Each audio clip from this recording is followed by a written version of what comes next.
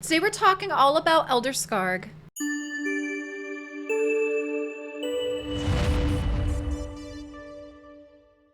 welcome, I'm LeilaFox. Today's lore story video is going to be for Elder Skarg. Elder Skarg is a legendary barbarian champ in Raid Shadow Legends. Now before we get into his lore story, let's check out the barbarian lore faction as a whole. The barbarians of Harkan are opportunists, ever eager to offer their mercenary services to the highest bidder. When the servants of the corruption first came from the east with their dragon, they quickly made a pact granting them control of the region they now patrol as the Deadlands. Let's get into the lore story for Elder Skarg from the Tolarian Lore Book of Champions.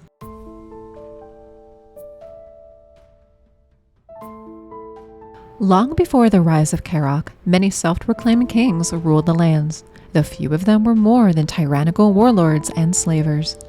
It was an age when the strong thrived and exploited the weak without mercy, and with no law to stop them.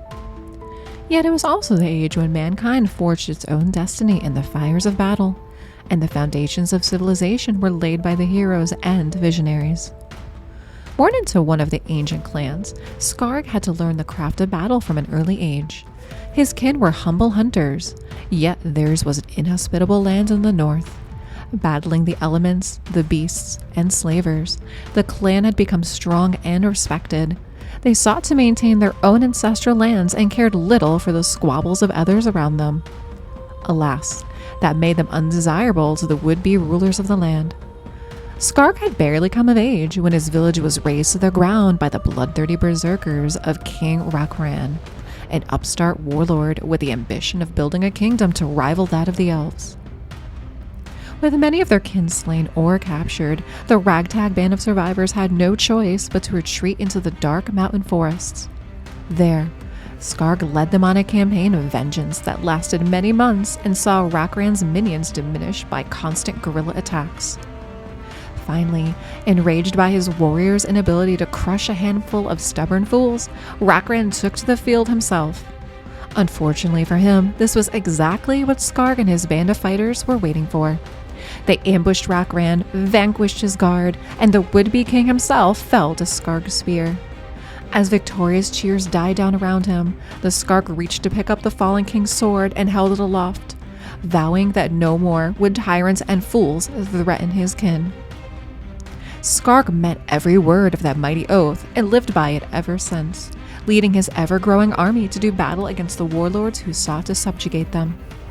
Over the years, he had slain countless men who called themselves king and brought freedom to the tribes they enslaved. Even in his elder years, Skarg had no match in battle.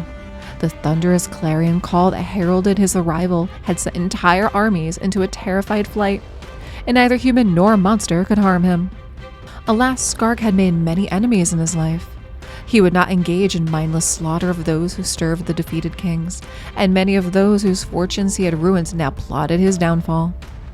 It was at the 40th celebration of his victory over tyrant Rakran that they struck, poisoning Skarg and his bodyguards, then converging to finish him with daggers and short swords. With the words of curses on his lips, the elder gave battle and laid his dastardly assassins low before dropping to one knee and staring at his own lifeblood slowly ebbing away.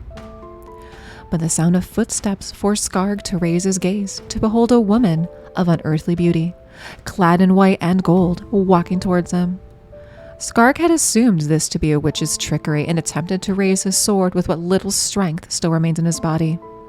Yet, the stranger did not attack.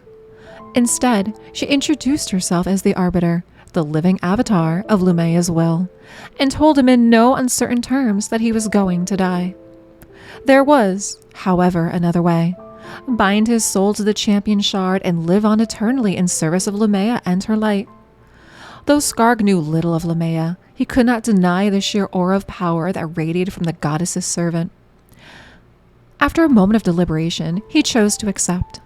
In a single blinding instant, Skarg's wounds had been healed, and the deadly poison within his veins dissipated. He was whole once more, stronger than he felt in a good decade, and filled with a new sense of purpose. The elder bowed in reverence and pledged his sword to the Arbiter, hers to command forevermore. Alright Alright, that was the story for Elder Skarg, and I had noticed kind of a similar theme with his story that I've seen in some other stories, is, you know, we have this champion who starts out in an early age where their village, the people they love, the people they care about, ends up being destroyed. And there ends up being some very early violence that causes the survivors to flee and to run off. And that's basically like what we see here with Elder Skarg, is his village was destroyed, and the survivors took off into the forest, into the mountains, and then naturally, of course, they wanted revenge. And so just like most of these stories, is we have a tyrant that goes around pretty much pillaging and destroying, and he gets fed up because Elder Skarg and his warriors are making it very, very difficult to take them out. And then Elder Skarg ends up taking him out himself and promises that the atrocities and everything that he and his people had went through would never happen again. Then of course, down the road, Elder Skarg, as he was, ended up making a lot of enemies. I guess that's, you know, to be normal in a story like this. Ends up being poisoned and almost dies. And then here comes the Arbiter, doing what we see her do very, very often in these stories, is she pretty much gives an ultimatum. She comes to these champions who know that they're dying, who know that, you know, they basically have only one choice if they want to live. And the choice is to join her and be a champion in a shard. And that's basically what she does to Elder Skarg, and Elder Skarg chooses that. And so then we end up having him being available in shards, and he joins as one of Teleria's champions on Lumea's side. Leave me some comments down below. What do you think about the story for Elder Skarg? Hey, if you enjoyed this video, check out some more videos up here in the playlist on the top